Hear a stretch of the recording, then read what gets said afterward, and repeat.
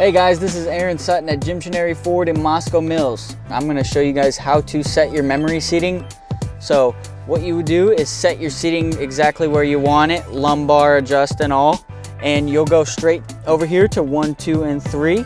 Primary driver will just hit 1, hold it down. Once you hear that beep, memory 1 is saved. You can also hit lumbar one more time, and we'll go to the center screen right here. It shows you where to adjust your lumbar at, which is really nice.